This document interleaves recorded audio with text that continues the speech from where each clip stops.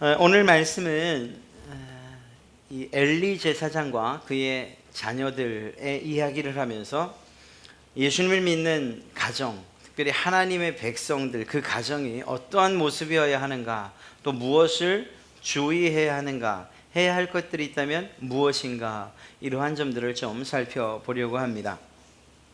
오정방 시인이라고 하시는 분이 사부곡을 썼습니다. 아버지의 회초리가 그립다라는 부제로. 사실 오늘 말씀을 좀 쉽게 도입하면 어떤 게 좋을까 이렇게 찾던 중에 찾은 분이라 이분이 유명한 분인지 아닌지는 잘 모르겠어요. 그런데 이 글을 읽다 보니까 이 제 마음과 똑같은, 아니 여러분들의 마음과도 같은 부분이 있지 않을까 해서 한번 읽어봅니다. 바지가랑이 걷어올리고 연약한 종아리 벌겋게 드러낸 채 힐끔 뒤돌아보게 되는 아버지 손에 들린 회초리, 낱낱이 선고되는 죄목과 따갑고 준엄한 훈시가 매를 맞는 것보다 더 아팠다. 찔끔찔끔 눈물 흘리며 저 옛날 맞아보던 아버지의 매, 어찌 미워서이겠느냐, 어찌 싫어서이겠느냐. 학문을 올바로 익히라고, 헤매지 말고 바른 길 가라고, 선하고 부지런한 사람이 되라고 가슴으로 때리시던 사랑의 매가 아니겠느냐. 맞는 아들보다 때리는 아버지 마음이 더 아프지 않으셨겠느냐. 그 회초리 없었다면 천자문은 어떻게 익혔으며 그 회초리 맞지 않았다면 어찌 명심보감을 깨칠 수 있었겠느냐. 오늘날도 반백년 전의 아버지 회초리가 그립다. 그 아버지가 그립다. 참 시를 재미없게 읽죠. 그래도 그 내용만큼은 여러분들이 그렇구나, 그게 아버지 혹은 부모의 마음이겠구나 하는 것들을 느낄 수 있었을 겁니다. 약간 좀 마음에 부담이 되는 건 천자문하고 명심보감이 나온다는, 이분이 좀 오래된 분이에요. 40년대 태어나신 분이다 보니까 잘 와닿지 않는 천자문 명심보감이 있는데, 이것만 뺀다면 정말 저도 그렇게 생각하고 있고, 또 여러분들의 부모님에게 이렇게 혼나보시던, 또 회초리를 맞아보시던 그런 경험을 가지고 계신 분이면 충분히 공감하실 수 있는 그러한 부분인 것 같습니다. 가슴으로 때리시던 사랑의 매가 아니겠느냐. 맞는 아들보다 때리는 아버지 마음이 더 아프지 않으셨겠느냐. 그런 것 같습니다. 사실 오늘 엘리 제사장 그 가문의 이야기를 하다 보면 이 이야기를 꼭 하지 않을 수가 없어요. 아주 근본적인 이야기를 나중에 분명하게 말씀드리겠지만, 이 엘리 제사장 아버지로서의 자녀 교육에 실패한 것이 결국 한 가문이 무너지는, 그리고 몰락하는 그러한 결과를 낳았다고 해도 결코 틀리지 않을 것이기 때문에 그렇습니다. 이 엘리 제사장의 가문이 어떻게 몰락했는가, 어떻게 무너졌는가를 먼저 한번 살펴보도록 하겠습니다. 그에게는 홈리와 비누아스라고 하는 사람이 있었습니다. 이 사람들은 어떤 사람들이었는가? 아버지와 같이 제사장의 역할들을 감당하고 있던 바로 그 사람들입니다. 하나님께서 기뻐하시는 일들을 해야 되는 그런 사람들인 거죠. 2장 13절 말씀을 보면, 그 제사장들이 백성에게 행하는 관습은 이러하니 라고 해서 그 엘리의 제사장들에 대한 이야기를 하고 있습니다. 무엇이라고 표현하고 있습니까? 제사장들이. 그럴 수밖에 없죠. 엘리 제사장의 아들들이었으니까 그들 역시 제사장이었던 것이 분명합니다. 그런데 그 제사장이었던 홈리와 비누아스 두 아들이 블레셋과의 전투에서 그만 한날 전사를 하게 됩니다. 그 배경은 이렇습니다. 블레셋과의 싸움이 있었죠. 첫 번째 싸움에서 4,000명이나 되는 이스라엘 백성들이 죽게 됩니다. 이스라엘 백성들 죽게 되고 자신들이 패배하게 되자 홈리와 비느하스가 놀라운 착안을 하나 해냅니다. 야, 우리끼리만 나갈 게 아니고 하나님의 임재의 상징인 하나님과 함께 나가면 어떠냐, 그러면 우리가 이기지 않겠느냐라는 이러한 생각을 갖지요. 그리고 실제로 하나님의 궤를 가지고서 나갑니다. 블레셋 사람들이 어떻게 생각했느냐 하면 당황을 해요. 그 이유를 7절에 오늘 읽었던 4장 7절에 마지막 쯤에 이야기하는데 전날에는 이런 일이 없었도다. 지금까지 어떤 싸움을 싸웠어도 법궤를 앞세워서 싸웠던 적, 그렇게 이스라엘 백성들이 싸웠던 적이 없었던 거예요. 그래서 처음 시작은 블레셋 사람들이 두려움을 가지고 싸울 수밖에 없었어요. 안 하던 짓들을 하니까 말입니다. 이 홈리와 비느하스가 아무도 하지 않았던, 하려고 생각조차 못했던 그런 기가 막힌 기발한 착상을 해냈는데, 그런데 그것은 사실 잠시 후에 말씀드리겠지만 하나님을 조금도 두려워하지 않는 그러한 삶의 결과로 내렸던 결정입니다. 그래서 그만 하나님의 괴는 잊어버리고 4천 명이 아니라 오늘 이 전쟁에서 3만 명이나 죽게 되고 다치게 됩니다. 그리고 괴는 빼앗겨버리고 여기에서 이 두 아들 홈리와 비느하스 마저도 죽게 되죠. 자, 이러한 상황 가운데에서 이 전쟁의 소식을 학수고대하고 있던 엘리 제사장, 그는 의자에 앉아 있었고, 그리고 그에게 와서 아들들의 전사 소식과 무엇보다 하나님의 괴를 빼앗겼다는 이 소식을 듣자 이 아버지 엘리는 그만 뒤로 넘어졌는데 목뼈가 부러져서 죽습니다. 그런데 여기도 토를 달지 않아도 되는데, 그가 제사장으로서의 직분을 어느 만큼 잘 수행했는가, 아니면 그가 어떤 사람이었는가에 대한 간접적인 표현을 하고 있어요. 그것이 무엇이었는가 하면 몸이 뚱뚱하고 나이가 많아서, 오늘 우리 말씀에는 비대하고 라고 그렇게 되어 있죠. 그 이유 때문에 그만 뒤로 넘어져서 목이 부러져 죽고 맙니다. 자, 같은 소식을 누구도 듣습니까? 비느하스의 아내도 듣습니다. 비느하스의 아내가 임신 중이었는데 남편의 죽음의 소식을 듣고 그만 해산이 시작됐어요. 그리고 아이를 낳고 죽게 됩니다. 그 아이를 낳는, 그리고 죽게 되는 이 과정을 자세히 묘사하고 있는데 이렇게 기록되어 있습니다. 19절부터죠. 마지막 쯤 보면 하나님의 괴를 빼앗긴 것과 그의 시아버지와 남편이 죽은 소식을 듣고 갑자기 아파서 몸을 굽으려 해산하고 죽어갈 때에 죽어갑니다. 이 아내가 죽어가는 과정이에요. 그러면서 서 있던 여인들이 그 죽어가는 아내에게 희망의 메시지를 주려고 해요. 두려워하지 말라, 내가 아들을 낳았다. 그런데 여기에 대해서는 아무런 대답도 않고 이것은 신경조차 쓰지 않고, 그리고 나서 한마디 한 것이 무엇이냐면 영광이 이스라엘에서 떠났다 라는 그러한 뜻의 이가봇이라는 이름을 자기의 아들에게 지어주고 어머니는 죽습니다. 자, 이것이 오늘 사무엘 상에만 나타나는 엘리와 그리고 그 두 아들, 그리고 그 가문에 관한 이 무너져버린 몰락한 가문에 대한 내용이에요. 사실 이것으로 끝나지 않습니다. 이 뒤에도 여전히 이 가문에 어떤 일들이 일어날지를 예언했던 그 예언대로 하나님은 확실하게 약속들, 하나님을 멸시한 자들이 어떠한 일들을 받게 되는가에 대해서, 어떠한 수치를 당하게 되는가에 대해서 자세히 기록하셨고, 그것은 이후에 솔로몬의 시대에 가서 끝나게 됩니다.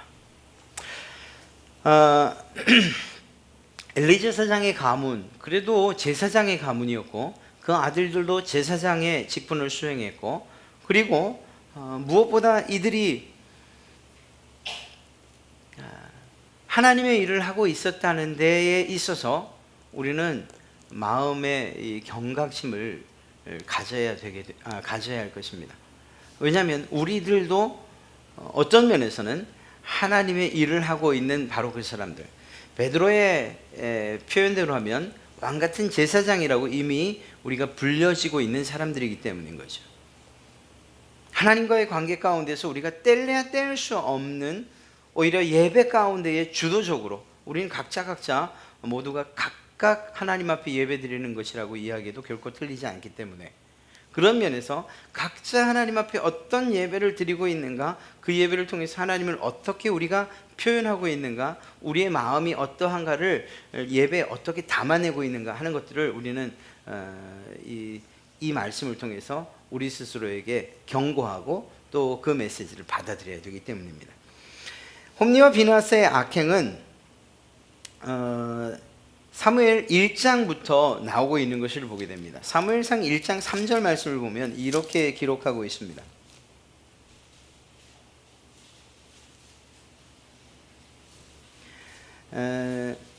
이 홈리와 비나스가 어떤 사람으로 있었는가에 대해서 1장 3절에서 이미 이야기하는데요. 이 사람이, 이건 브닌나 한나와 그리고 엘가나의 가족을 이야기하는 거죠. 그 엘가나의 가족이 매년 자기 성읍에서 나와서 실로 올라가서 만군의 여호와께 예배하며 제사를 드렸어요. 그런데 그때 제사장이 누구였는가 하면 엘리의 두 아들 홈리와 비나스가 여호와의 제사장으로 거기에 있었다. 제사장의 직분을 수행하고 있는 사람이었다는 것입니다. 그런데 이렇게 1장 3절에서 분명하게 명시되어 있는 제사장이라고 명시되어 있는 이들에 대해서 2장 12절에서는 전혀 이해할 수 없는 소개를 하고 있습니다. 2장 12절 말씀을 보면 엘리의 아들들은 행실이 나빠 여호와를 알지 못하더라. 이렇게 여호와를 알지 못하더라. 여러분, 이게 이해가 되십니까? 이게 말이 앞뒤가 맞습니까? 아니, 제사장이었다니까요. 제사를 집례하는 사람들이었어요. 아버지도 제사장이고 그 아들들도 제사장이었어요. 그런데 그 제사장이라고 하는 사람들을 소개할 때에 여호와를 알지 못하더라라고 소개해드릴 수가 있습니까? 어떻게 하면 제사장의 직분을 수행하면서 하나님을 알지 못할 수가 있죠? 이것은 이 사무엘을 기록한 이 저자가 어떤 의도로 하나님을 알지 못했다고 기록한 것일까요? 그 앞에 단서를 달고 있긴 합니다. 행실이 나빠라는 말로서. 그렇습니다. 이들의 행실이 좋지 못했다라는 사실을 근거로 볼 때에 이들은 하나님의 직분을 감당하고 있었지만, 믿는 사람이었지만, 제사를 집례하는 사람이었지만, 모든 사람들의 죄를 대신해서 하나님 앞에 그 죄사함을 빌어주는 사람, 그 중재자 역할을 하고 있었지만, 그들은 정작 하나님을 모르는 사람, 알지 못하는 사람, 무시하는 사람이었다는 것을 이야기하는 거예요. 그저 직분만 가지고 있었다는 거죠. 직분만. 지금 우리 표현대로 하면 그렇습니다. 그냥 그저 이름만 믿는 사람, 이름만 그리스도인, 겉으로 볼 때 예수 믿는 사람. 아주 심각한 표현이지 않습니까? 홈리와 엘리야스의 이야기를 할 때에 이 점이 우리 모든 사람들에게 나는 어떤가라고 이렇게 대보는 그런 기준이 돼야 돼요. 무슨 얘기가 하면, 하나님의 전에서 제사장으로 일하고 있었음에도 불구하고 하나님을 알지 못하는, 우리가 예배를 드리고 있으면서도 주일날 정말 시간에 맞춰서 혹은 새벽에 혹은 수요일, 오늘 혹은 금요일 혹은 가정예배까지 모든 예배들을 다 참석하고 예배를 드린다고 하면서도 정작 하나님을 알지 못하는 일들이 가능하다는 거예요. 이 정말 무서운 이야기 아닙니까? 어떻게 하면 그렇게 될까? 그 이야기에 대해서 행실이 좋지 못하다는 이유로서 이야기하는데, 과연 그들의 행실이 어떻게 좋지 못했는가? 사무엘상 2장 17절 말씀을 보면 아주 분명하게 단적으로 표현하고 있는 것이 있습니다. 그것이 무엇입니까? 2장 17절 말씀을 보면 이 소년들의 죄가 여호와 앞에 심히 크면, 가장 큰 죄는 무엇이냐? 그들이 여호와의 제사를 멸시함이었더라. 여호와의 제사를 멸시함이었더라. 어떻게 멸시했습니까? 그 앞에 13절부터 계속 그들의 행실에 대해서 이야기하는데 그 행실을 할 만큼 하나님을 멸시했다는 거예요. 어떻게 했습니까? 13절 말씀을 보면 하나님께 드릴 그 고기를 삶을 때에 제사장 바로 홈니와 비느하스의 사환 종이 와서 손에 3살 갈고리를 가지고 와서 그것을 냄비나 솥에서 큰 솥이나 가마에 찔러 넣어 갈고리에 걸려 나오는 것을 제사장이 자기 것으로 가지되 하나님 앞에 예배드려지기도 전에 모든 이스라엘 사람에게 이같이 했다. 누가 제사하러 오든지 간에 가리지 아니하고 하나님의 것을 먼저 취하네. 그러니까 하나님이 계시지 않는 것처럼 했다는 거죠. 이들이 예배를 했을까요? 집전을 했을까요? 했지요. 했어요. 그래서 제사장의 직분을 감당하고 있었다고 기록하고 있는 것입니다. 뿐만 아니라 15절 말씀을 보면 기름을 태우기 전에도 제사장의 사환이 와서 종이 와서 제사 드리는 사람에게 말해요. 다른 제사장들에게.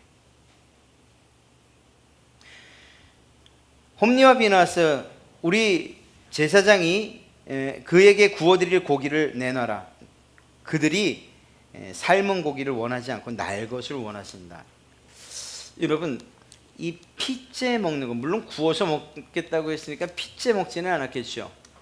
그러나 분명한 것은 이러한 제사를 멸시하는 홈니와 비느하스였다는 사실을 이렇게 성경이 자세하게 기록하고 있는 것입니다. 제사를 멸시했다는 것은 곧 무엇을 의미하는 것일까요? 그건 하나님을 멸시하는 거죠. 그래서 이 일에 대해서 하나님께서 분명히 짚고 넘어가십니다. 이후에. 사랑하는 성도 여러분, 이건 정말 매우 실제적인 이야기예요. 이 사무엘 그리고 사무엘상이라고 하는 이 성경, 오래된 옛날 이야기, 그래서 홈니와 비느하스에게 해당되고 엘리에게 해당하는 이야기로 끝나는 게 아니고 지금 여러분과 여러분의 후대들, 여러분의 자녀들에게도 동일하게 적용되어지는 말씀이에요. 하나님의 제사를 우습게 여기고 그리고 그 하나님의 제사를 멸시한다? 오늘말로 이야기할까요? 하나님 앞에 드리는 예배를 무시하고 멸시하는 거예요. 제가 이런 얘기는 안 드리지만 얘기가 나왔으니까 이참에 드려야지 또 언제 드리겠습니까? 마음 같아서는 저 앞에다 이렇게 딱 써붙이고 싶어요. 예배 시간이 지나면 문을 잠그겠습니다. 지하로 가시든지 4층으로 올라가세요 라고. 예배 중에 핸드폰이 울리면 제가 내려가서 수고하고 예배하겠습니다 이렇게 써붙이고 싶어요. 아니 중요한 전화가 있는데 아니라니까요. 그게 뭘 말하는지 모르시겠어요? 하나님 앞에 예배드리는 그것보다 더 우리가 신경 쓰는 것이 있다라는 얘기예요.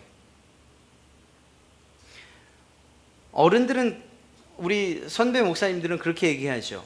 지각하면 이미 예배는 망한 거야 이렇게 얘기하는 이야기들을 종종 들었습니다.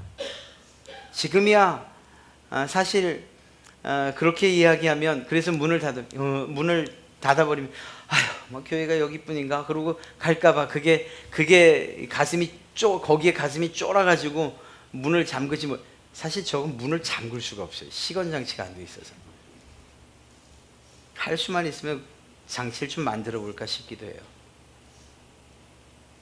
무슨 얘기인가 하면 우리가 예배를 드리면서도 이 예배를 멸시하는 일들, 그것을 통해서 하나님을 무시하는 일들을 충분히 지금도 할 수 있는 시대라는 거예요. 그리고 우리의 예배 습관 가운데에 나도 모르게 익혀져 버린 하나님을 멸시하는 그러한 일들과 태도들이 있다는 거죠. 이 사실들을 생각해야 돼요.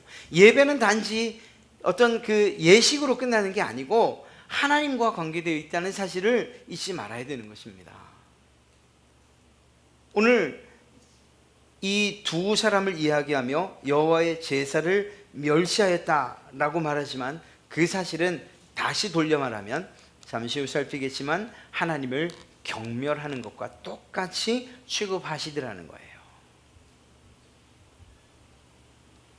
이걸 바꿔 말하면 여러분은 하나님을 어떻게 존중하십니까? 어떻게 하나님을 사랑하십니까? 라고 물을 때 우리가 이렇게 대답할 수 있다는 거죠. 제가 하나님께 예배드리는 이 모습, 하나님께 정말 진심을 다해 마음을 다해 드리는 이 예배로 내가 하나님에 대한 사랑을 이렇게 표현하고 싶습니다. 그렇게 할 수밖에 없습니다. 이 답이 맞다는 거예요.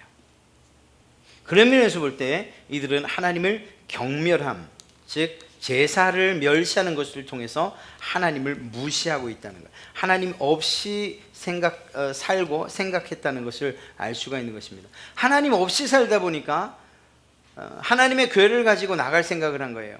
그래서 그들이 궁극적으로 하나님의 교회를 왜 전쟁에 가지고 나갔느냐? 마치 우상처럼 사용하려고 라는 대답이 나오는 거예요. 하나님을 멸시하는데, 그들의 삶은 제사를 멸시했는데, 하나님 없는 것처럼 살았는데, 그래도 전쟁에는 이기고 싶어요. 그러다 보니까 생각난 게 하나님의 교회. 그래, 하나님의 교회. 여러분, 이것이 이스라엘 백성들의 그러한 풍습 아니었죠. 아까 우리가 살펴봤잖아요. 블레셋 사람들도 전날엔 이런 일이 없었는데 쟤네 이상하다라고 여길 정도였어요. 이 말은 무슨 말인가 하면 이스라엘 백성들이 그리하지 않았다는 것을 이야기할 뿐만 아니라 반대로 역으로 다른 이방 나라 사람들은 싸울 때에 자신들의 신들을 앞세워 싸우는 일들이 있었다는 것을 의미하는 거죠. 그러니까 이 홈리와 비나스는 하나님의 교회를 가지고 나가면 이길 것이라는 그 생각의 저변에 마치 하나님의 교회를 우상처럼 그렇게 여기고 있었다는 것, 자기들의 복을 주는 정도, 싸움에 이기게 하는 정도로 취급하고 있었다는 것을 의미하는 것입니다. 이것을 지금의 우리의 예배와 우리의 신앙에 적용시켜 보면, 내가 예배하면, 내가 예수 믿으면 내 문제 하나쯤 해결되지 않겠는가라고 생각하는 것으로부터 우리의 예배가 시작된다면, 그렇다면 우리의 시작은 매우 잘못됐다는 것. 그것이 자칫 잘못하면 하나님을 멸시하는 예배와 멸시하는 마음으로 그렇게 그 길을 갈 수밖에 없다는 사실을 이야기하고 있는 것입니다. 그들의 악행은 더 심해집니다. 그것에 대해서 사무엘상 2장 22절은 이야기하죠. 무엇이라고 이야기합니까? 사무엘상 2장 22절. 엘리가 매우 늙었더니 그의 아들들이 온 이스라엘에게 한 모든 일과, 이것은 제사를 멸시하는 일들에 관한 이야기입니다. 그리고 무엇이라고 하죠? 회막문에서 수종드는 여인들과 동침하였음을 듣고. 아까 우리가 누구의 죽음을 마지막에 얘기했죠? 비느하스의 아내의 죽음을 이야기하고 있지 않았습니까? 이들이 장가를 가지 않았다 손치더라도 그래도 잘못한 일들일 텐데, 아내를 가지고 있는 이들이, 그 제사장들이 그 성전에서 여러 가지 잡일을 하고 또 수고하는 여인들을 범했다는 이것은 간음이라고 이야기할 수 있고, 그리고 사실은 돌에 맞아 죽을 일이죠. 이건 뭐 더 이상 죄가 아니라고 할 수 없는 게 아니에요. 이건 정말 성경에서 말하는 대로 악행일 수밖에 없는 거예요. 악행. 이러한 일들을 홈리와 비느하스가 하고 있었다는 거예요. 이걸 돌이켜 거꾸로 이야기를 하면, 이런 죄를 짓는데 하나님께서 가만 계시다면 그러면 하나님이 아니시라고 말할 수 있지 않겠습니까? 이런 일들을 하고 이런 죄를 짓는데 하나님께서 여전히 그들 가운데에서 그들을 보호하시고 지켜주시고 인도해 주시고 오냐 해주신다면, 그렇다면 안 계시거나 아니면 뭐라고 해야 될까요? 뭐 더 이상 다른 할 말이 없죠. 이들이 또 한 가지 정말 매우 실제적인 어떤 한 가지 죄를 짓습니다. 그것은 바로 2장 25절에 나오는 말씀인데요, 이렇게 이야기하고 있습니다. 사람이 사람에게 범죄하면 하나님이 심판하시려니와 만일 사람이 여호와께 범죄하면 누가 그를 위하여 간구하겠느냐 하되. 그리고 뭐라고 하죠? 그들이, 홈리와 비느하스 아들들이 자기 아버지의 말을 듣지 아니하였으니, 물론 그렇게 하신 하나님의 뜻이 그 뒤에 담겨 있어요. 여호와께서 그들을 죽이기로 뜻하셨음이더라. 그런데 그 앞전에 뭐라고요? 아버지의 말을 듣지 않더니. 여러분, 성경에서 불효에 대해서 어떻게 이야기하고 있죠? 매우 심각한 죄예요. 이것도 죽을 죄예요. 가만 보시겠어요? 제사장의 역할이 뭐가 있죠? 제사를 지내는, 집전하는 그런 일들을 해요. 그러나 그 일 말고 또 다른 일들을 감당해야 됩니다. 제사장들은 교육, 가르치는 것. 무엇을 가르쳐요? 하나님의 율법을 가르치는 것. 그 율법에 뭐가 있다고요? 내 부모를 공경하라. 그렇지 않으면 죽게 될 것이, 정말 죽여라, 이렇게 되어 있어요. 그럼에도 불구하고 오늘 이 아버지의 말을 듣지 않았다, 하나님의 말씀을 그대로 가르쳐야 되는 그가 하나님의 말씀을 불순종하고 있어요. 이 이야기는 첫 번째 죄와 또다시 연결될 수밖에 없는 거예요. 하나님을 그토록 무시했더냐, 하나님의 말씀을 가르치면서도 그 말씀을 지키지 않을 정도로 하나님을 무시했더냐, 이렇게 되는 거죠. 하나님을 경멸하고 있는 것, 이것으로부터 파생된 죄가 결국은 여러 가지 악행들을 저지르는 것과 아버지의 말씀에 불순종하는 이런 일들로 나타난 거예요. 홈리와 비나스가 죽지 않을 수 있는 이유가 있습니까? 하나님께서 살려두셔야 될 이유를 단 한 가지라도 발견하셨습니까? 그런 면에서 공의롭고 정의로우신, 그리고 하나님의 약속대로 준엄한 심판을 하시는 그 하나님의 하신 일들, 홈리와 비느하스 그리고 엘리 제사장의 가문에 행하신 그 일들은 매우 합당하다고 이야기할 수 있어요. 이 말은 무슨 말인가 하면, 우리 또한 이들의 잘못들을 인지하지 못한 채 이들이 갔던 그 길들을 혹여라도 뒤따라 걷는다면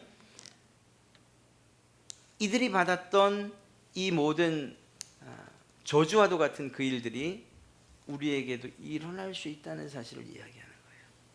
참으로 두렵고 떨리는 일이 아닐 수가 없는 거죠. 늘 말씀드린 것, 우리가 이 시리즈를 시작하면서 늘 말씀드린 게 뭐예요? 하나님께서 우리에게 주신 이 가정은 참으로 복된 가정이어야 하고 행복한 가정이어야 돼요. 그리고 그 가정은 그 중심에 하나님께서 좌정하셔야 하고 그분의 뜻과 계획에 순종하면서 하나님의 복을 누리는 그런 가정들이어야 되는 거예요.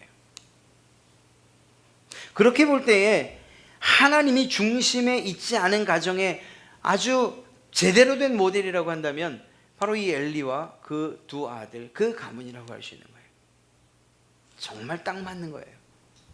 하나님 그분의 뜻대로 살아야 되는, 하나님을 중심으로 살아야 되는, 하나님의 말씀에 순종하면서 살아야 되는, 그래서 하나님이 그 가운데 그 집의 중심에 계셔야 함에도 불구하고 이들의 가정에 껍데기로는 하나님을 모시는 그러한 가정이요, 하나님의 일을 하는 가정이요, 제사장의 가문이요, 가정이요, 누가 봐도 그렇게 인정할 수밖에 없는, 그렇게 보여지는 믿음의 가정이었지만 정작 하나님이 계시지 않은 그런 빈 껍데기와도 같은 신앙인의 가정인 것을 보게 됩니다.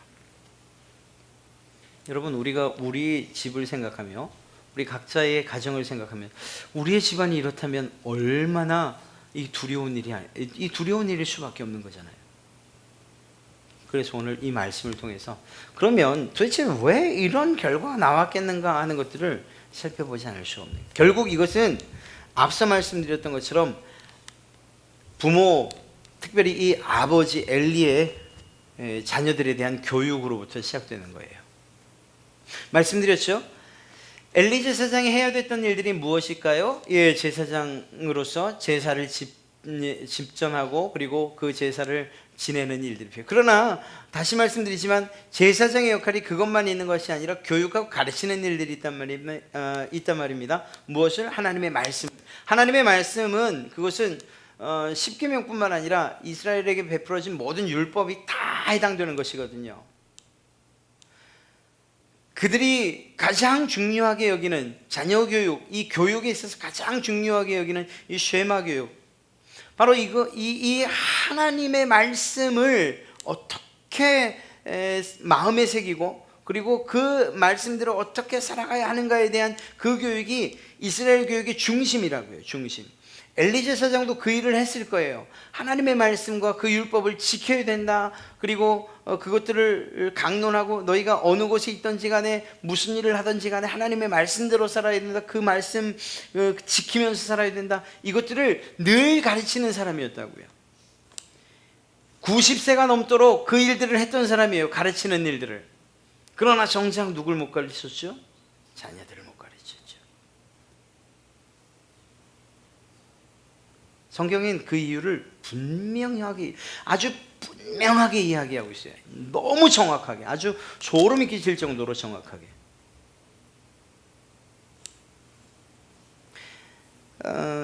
그냥 외적인 그러한 이유, 왜 자녀 교육이 실패했을까라는 외적인 이유를 들면 그렇습니다. 2장 24절에 무엇이라고 이야기하고 있는가 하면 내 아들들아 그리하지 말라. 내게 들리는 소문이 좋지 아니하니라. 너희가 여호와의 백성으로 범죄하게 하는도다. 이게 다예요. 자녀들의 악행에 대해서 이야기한 게 이게 다예요. 이게 다예요. 성경에서 말하고 있네. 성경은 분명하게 징계와 그리고 또 회초리를 이야기하고 있고 그리고 정말 초다를 이야기하고 있어요. 교육 과정에서 정말 필요하다면 매를 맞고 그 매를 통해서라도 하나님 앞에 바로 사는 것이 옳다고 그렇게 가르쳐야 되는 것이 부모 그들의 의무와 그리고 책임이라고 그렇게 가르치고 있다고요. 단지 말로서만 혹은 그 아이들의 인격, 사실 요즘에는 이런 이야기를 하기엔 너무 어려워요. 회초리 잘못되면 잡혀가잖아요. 회초리를 맞던 아이가 전화를 해서 저 지금 학대받고 있어요. 그러면 잡혀가잖아요. 이 시대가 이런 시대다 보니까 사실 이 매를 때리는 거, 특히 학교나 이렇게 공공기관에서 때리는 일들은 더더욱이 힘들죠. 부모들도 힘든데요. 그럼에도 불구하고 성경은 분명하게 그 일에 대해서 이야기를 하고 있고 그것은 자녀 교육에 있어서 매우 중요한 일이라고 이야기하고 있습니다. 한 가지 조건이 전제될 경우에 이게 문제가 되잖아요. 사랑.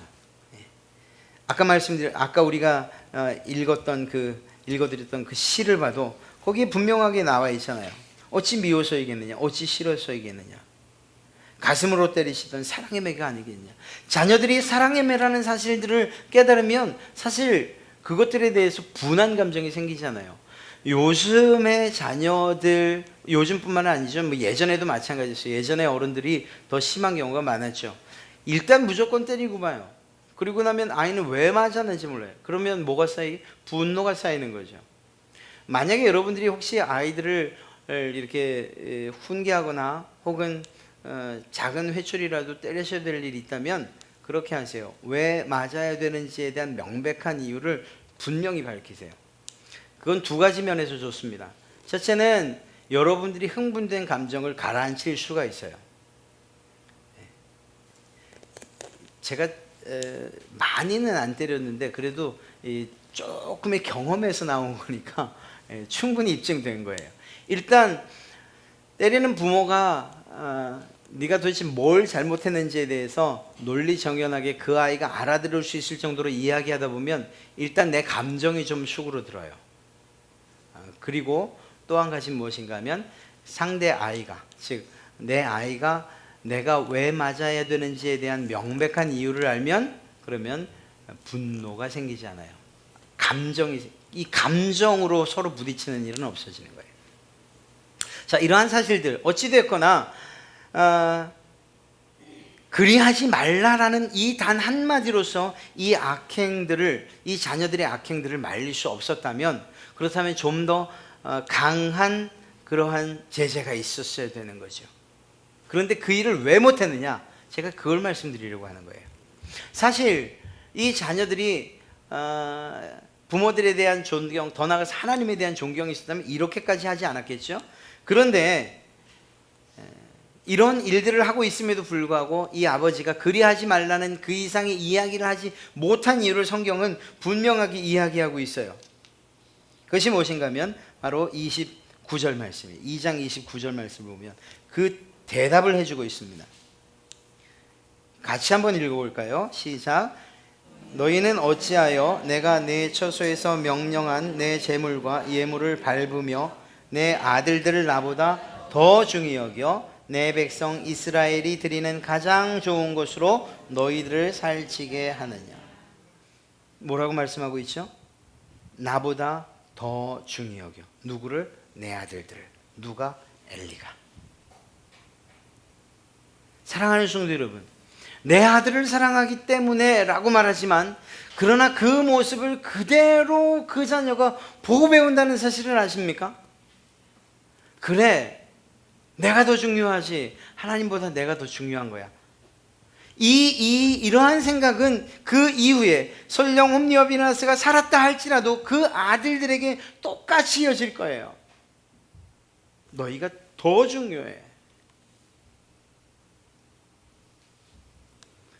이들이 하나님의 일을 하고 있는 제사장이었음에도 불구하고 이 엘리 제사장이 가장 큰 문제점은 무엇이었는가 하면 자기의 아들들을 하나님보다 더 중히 여겼다는 거예요. 이 이야기를 누가 하고 계십니까? 하나님께서 직접 하시는 거예요. 하나님께서 직접. 야, 하나님이 죄송합니다. 하나님이 가슴이 요만한 쫌생입니까? 에? 하나님이 마음이 작은 분이에요? 그래서 일일이 트집을 잡으려고 이렇게 이야기하시는 거예요? 아니에요. 그게 아니에요. 실제로 이들이 했던 일들이 하나님을 향한 도전이었다는 거예요. 하나님을 멸시하는 일들이었고 하나님을 경멸히 여기는 것, 이러한 태도였어요. 무엇이? 내 자녀를, 이 엘리가 자기의 자녀들을 하나님보다 더 중하게 여긴 것들이, 그리고 그 결과가 어떻게 됐느냐? 한 가문의 몰락으로 나타났다는 거예요. 사랑하는 성도 여러분, 참 이런 이야기를 할 때마다 우리 부모들은 고민할 수밖에 없어요.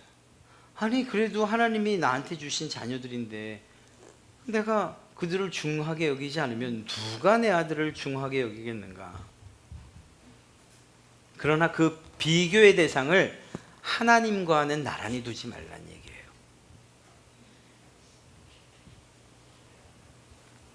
저희 집에는 저희 아이들의 이야기를 지금 있는데 이야기를 해서 정말 미안하고 또 죄송한데 혼나는 이유가 딱 하나밖에 없어요. 아직까지 성적 때문에 혼내본 적은 없어요.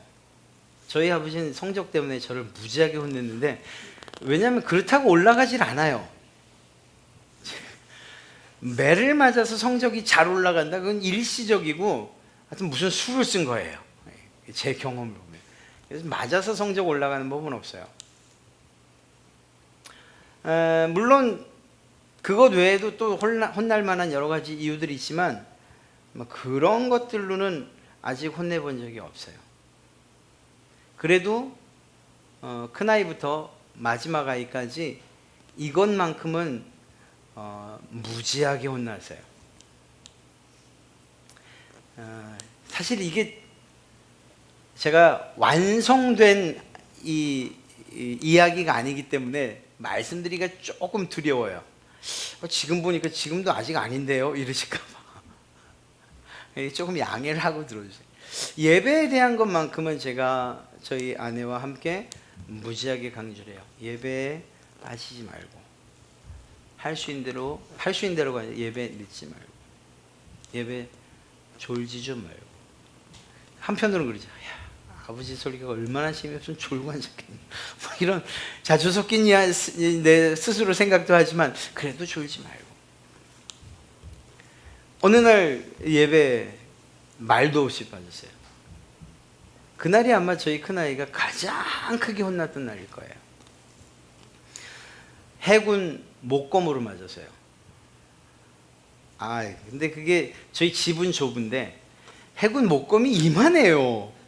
이 크기가 길이가 이걸 집안에서 이렇게 휘두를 수가 없잖아요. 그래 이제 그때 참 그때도 몇 년 젊었다고 혈기가 좀 있었어요. 이걸 어디선가 끊어와야 되는 거예요. 그러면 톱을 들어서 이렇게 자르거나 이래야 되는데 이거를 밖에나 그 야밤에 그 담벼락에다 대고서는 이만큼 잘라보겠다고 두르기인데 안 끊어지고 손은 손대로 아프고 그래도 시작했으니 어떻게 해요? 끊어갖고 와야죠. 그래 끊어갖고 왔어요. 그리고 이제 엎드려 뻗쳐 그렇게 하고서는 정말 그렇게 강하게 휘둘러 본 적이 없었어요. 한번 푹 쏘지. 중학교 때인가 고등학교 때인가 그랬는데 말이에요. 근데 쓰러지는 걸 보니까 제가 쫄았어요. 그래서 너 몇 대 맞을 거야? 이걸 물어봤거든요. 예를 들어서 5대 막, 나 그걸 5대를 때릴 그 마음이 들질 않더라고요. 3대도 너무 2대도 너무 많은 거예요. 그래서 한 대로 끝낼 수 있어? 그래서 그냥 한 대만 맞고 끝냈는데 아니요. 근데 그것 때문에 혼냈어요. 제가 뭘 잘했다고 말씀드리는 게 아니고 그리고 지금 완성된 우리 아이들의 예배를 이렇게 보여드릴 수 있어서 이걸 말씀드린 게 아니고 최소한 우리 믿는 사람들에게 있어서 더 중요한 게 무엇인가를 가르칠 필요성은 있다는 작은 예를 드리는 것뿐이에요. 어디 가서 다른 예를 구할 수가 없어서. 사랑하는 성도 여러분, 하나님을 멸시하면 오늘 성경이 무엇을 이야기하고 있습니까? 30절 말씀을 보면 그러므로 이스라엘의 하나님 나 여호와가 말하노라 내가 전에 내 집과 내 조상의 집이 내 앞에 영원히 행하리라 하였으나 이제 나 여호와가 말하노니 결단코 그렇게 하지 아니하리라. 무엇이라고 하시죠? 그 다음에 나를 존중히 여기는 자를 내가 존중히 여기고 나를 멸시하는 자를 내가 경멸하리라. 이게 두려운 거예요. 우리 아이들에게 이게 제 아이뿐만 아니라 여러분들도 같은 마음이라 생각해요. 우리 아이들이 내 아이가 하나님을 멸시해서 하나님으로부터 경멸받을까 봐 이게 두려운 거예요. 이것 하나가 두렵다면 그렇다면 때로는 매를 맞아서라도 때로는 무릎을 꿇고 몇 시간을 잔소리를 듣더라도 그래도 하나님을 존중하는 사람, 하나님을 멸시하지 않는 사람으로 자랄 수만 있다면 이게 바른 교육 아니겠어요? 엘리 제사장이 그 교육을 자녀들에게 시켰다면 그러면 하나님의 제사를 멸시했겠습니까? 수종드는 여인들에 대해서 그렇게 함부로 대하고 그것들이 모든 사람들에게 악한 영향을 끼치게끔 그렇게 했겠습니까? 그리고 그렇게 하지 않았는데 하나님께서 그 둘을 전장에서 죽이시고 그리고 그 소식을 듣고 아버지가 죽고 그 소식을 듣고 결국은 아들, 손자가 죽는 그 며느리가 죽는 또 아내가 죽는 이런 일들이 있었겠습니까? 대대로 제사장의 가문이 끊어지는 이런 일들이 있었겠습니까?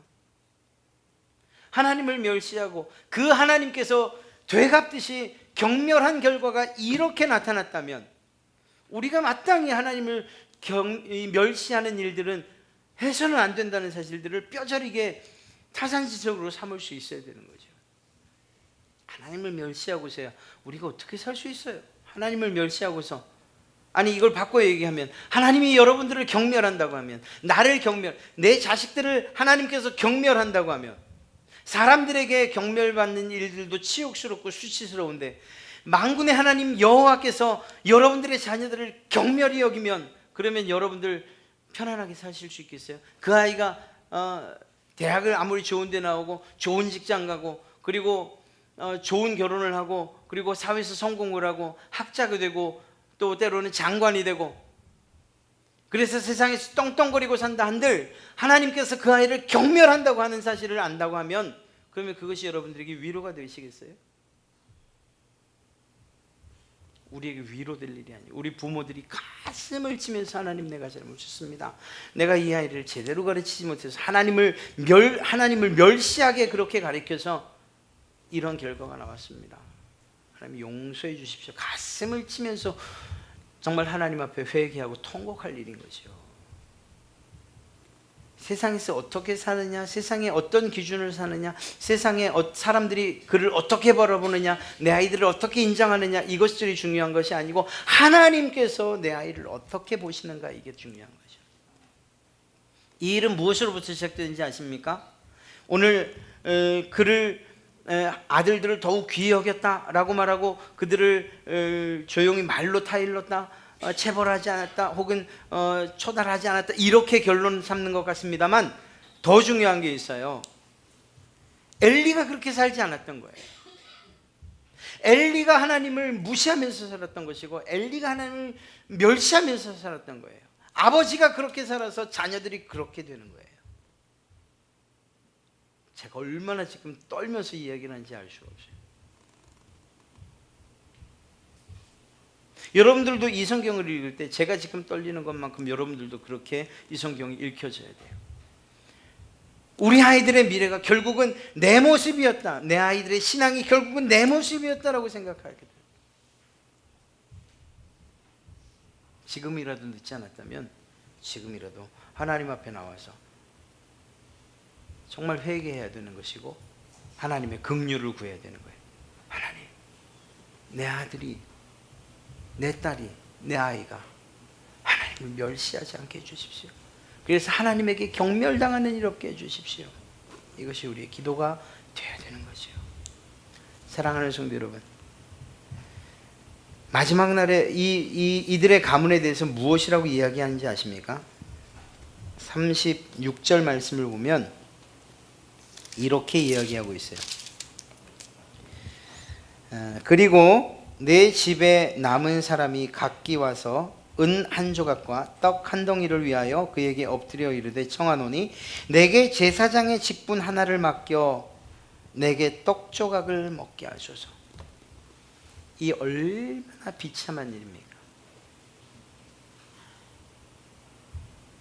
이 아도니아 이후에, 그러니까 솔로몬이 왕위에 오르기 이전에 아도니아가 왕이 되려고 꿈꿨던 그때에